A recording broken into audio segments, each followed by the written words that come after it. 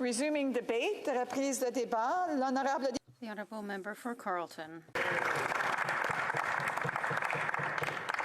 Madam Speaker, there is indeed an emergency in this country. Indeed, there are a series of emergencies. There's the emergency of the family whose 14-year-old daughter has attempted suicide after 2 years of isolation from sports, social interaction, and other healthy activities that sustain a happy and heartful mind.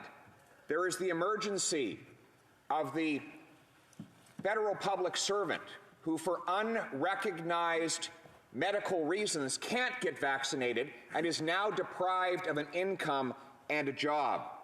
There's the emergency of the trucker who was hailed as a hero while driving our goods and services across international borders unvaccinated over 2 years, who suddenly was declared a public health threat and deprived of his job as well. There is the emergency of the 32-year-old still living in his mom's basement because, under the pretext of COVID, government printed so much money that it now costs $836,000 for the average house.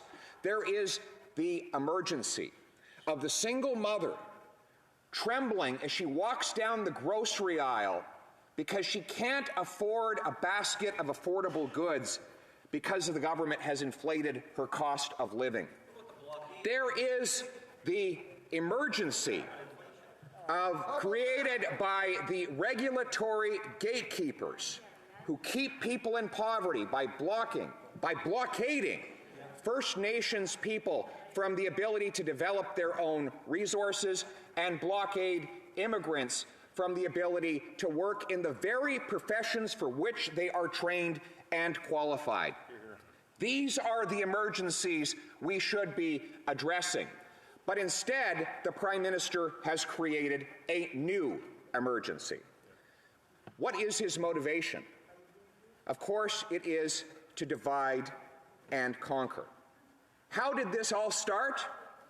Well, let's remember, the Prime Minister suddenly imposed a brand new vaccine mandate on the very truckers who had been free to travel across borders without a vaccine, and he did it at a time when provinces and countries around the world were removing vaccine mandates. He did it to a group of people who are by far the least likely to transmit a virus because they work and sleep all by themselves 22 hours a day.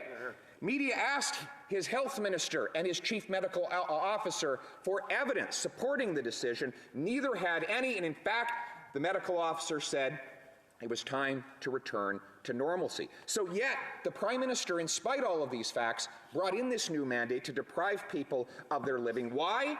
Because he knew that it would spark in them a sense of desperation. If he could deprive them of their incomes, they would be so desperate that they would have to rise up and protest, and then he could further demonize them and call them names and attack their motives and belittle them and dehumanize them in order to galvanize the majority against the minority. This must be the political opportunity that his Deputy Prime Minister spoke about when she described what COVID represented to this government.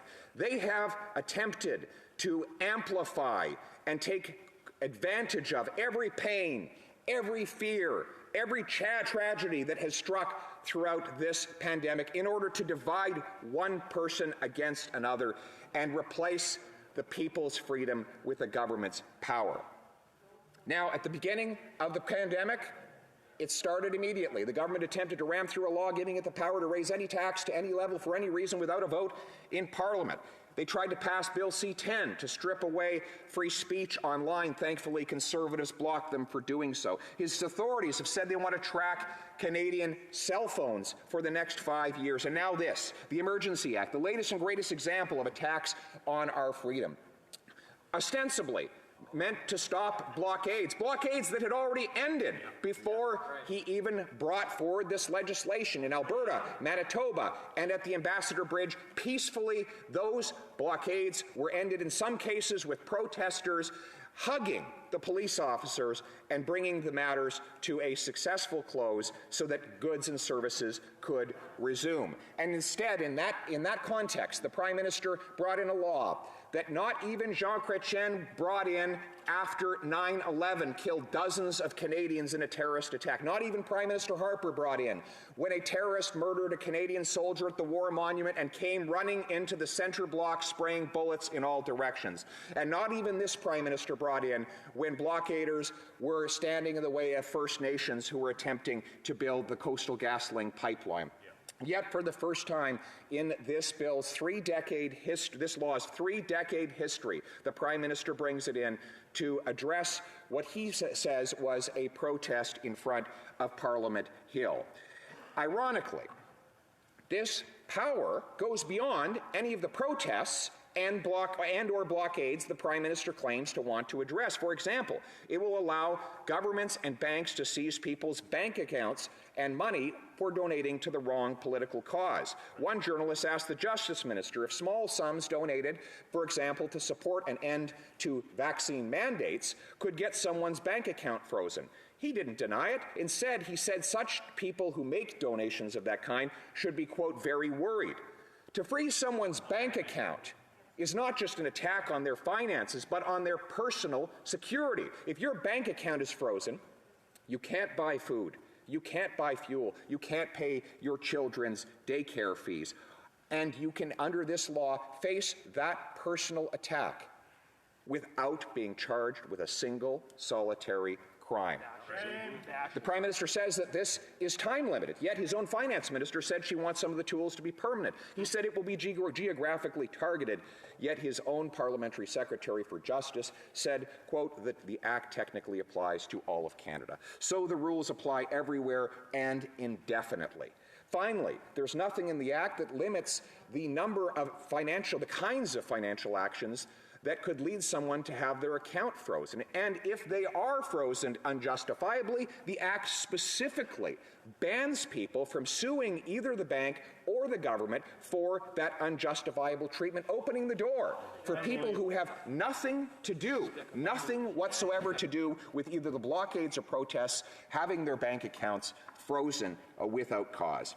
Now, the Prime Minister says that he wants to do this to remove the blockades that have already been removed. He says he needs these unprecedented powers in order to restore, to bring our country's order back to the pre-protest period, although across this country that has already occurred. So, Madam Chair, I say to this House that I oppose this unjustifiable power grab, and as Prime Minister of Canada, I will ensure that no such abuse of power ever happens again.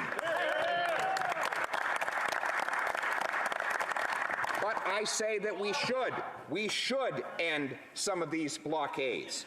Let us. Order.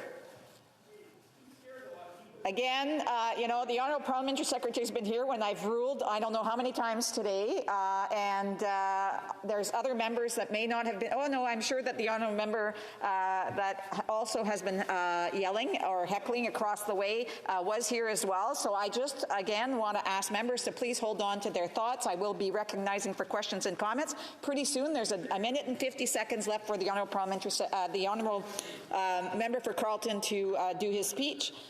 And I would hope that people will hold their thoughts. The Honourable member for Carleton. And we can remove all of the blockades. Let's remove the mandates and restrictions that are blocking people's livelihoods today. Let's end the blockades on freedom of speech that this government is trying to erect with its online censorship bill. Let's end the regulatory blockades so builders can provide affordable homes, First Nations can develop their economies and escape poverty, and newcomers can actually work in the professions for which they were trained. Let's remove the inflationary taxes, deficits, and money printing so people's wages can again buy them homes, food, and fuel. Let's remove that blockade. Let us put people back in control of their lives by making Canada the freest place on earth, free to speak, free to think, free to work, free to worship, free to own a home and build one's own destiny. Let us bind up the nation's wounds with compassion and respect and unite our country for freedom. Questions et commentaires, questions and comments. The honourable member for Hamilton East, Stony Creek. Thank you, Madam Speaker. And I heard today many comments that were more to do with a leadership campaign than helping the people of Ottawa and people from communities across the country who've been impacted by the blockade. So not once did I hear about the City of Ottawa and what the residents have had to face for the last couple of days. This is all about political opportunism. And so I'd ask the member, is he concerned about helping the people of Ottawa and those across the country who've been impacted by blockades and by the occupation? Thank you. It's on the opposite side that we're hearing the heckling, and I know very well that the honourable member for Carleton can answer those questions without any help. The honourable member for Carleton. Well, am I concerned about the people who have been harmed by blockades? Absolutely. And that is why I am so disappointed that the Prime Minister caused these blockades in the first place. And I am concerned about the businesses that were affected, and I'm also concerned about the governmental blockades that remain in place today, the attacks on the freedoms of Canadians to have a job, to go to work, to frequent restaurants, to raise their kids, to have their kids smile and have that smile seen again. Those are the blockades that we now need to focus on eliminating, and that's what I will continue to fight for. Questions and comments. The honourable member for Rivière du Nord. Thank you, Madam Speaker.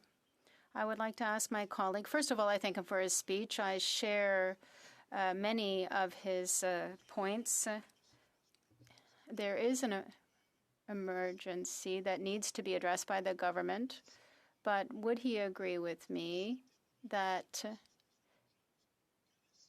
the situation that we experienced on the Hill for the past 3 weeks are situations that could be resolved here and elsewhere if the government had attacked these issues right away when they occurred, rather than waiting and coming forward with the heavy artillery and the Emergencies Act every time there is a problem?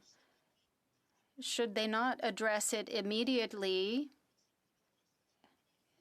We're not talking about demonstrators. We're talking about people who were occupying Wellington. Could that not have resolved the issue instead of invoking this act? La réponse. The answer is yes. Besides addressing the problem that demonstrators were talking about, the Prime Minister provoked these demonstrations. He attacked truckers' jobs, other jobs, even when the rest of the world was starting to lift these restrictions and vaccine mandates. And now he's acting to lift restrictions and to allow people to go back to work. He should stand in the House of Commons to reject this unacceptable power grab and give back to Canadians their freedoms. Thank you, Madam Speaker, and I'd like to thank my colleague from Carleton. The member from Carleton colleague, the MP for Cypress Hills Grassland, appeared in a video with Convoy leader Pat King, an avowed white nationalist who's quoted as saying many racist, xenophobic, anti-Indigenous, and anti-Semitic things, including, in quotes, the Anglo-Saxon race has the strongest bloodlines, and that, in quotes, unless we fight back, we will all be speaking Hebrew. Close quotes. Through you, Madam Speaker, if he was elected leader of the Conservative Party, would he be willing to kick this member out of caucus, or does he support fraternizing with dangerous white supremacists? Thank you, Madam Speaker. The honourable member for Carleton. From the very beginning, I stated that every single person who acts inappropriately, makes racist comments, engages in unlawfulness, or blockades should be personally responsible for their conduct. And that is something that I would uphold as leader and as Prime Minister. And I can say that I would not tolerate any of the racist behavior that we have seen from the current Prime Minister, whether it is his ugly racist past, whether it is the racist manner with which he has treated numerous members of his caucus who have spoken out against it, whether it is continuing to give $1 billion to the CBC, an organization of whose 500 employees have said that organization is systematically racist. I will not tolerate any of that racism in my future government. Resuming debate, the honourable member for North Okanagan.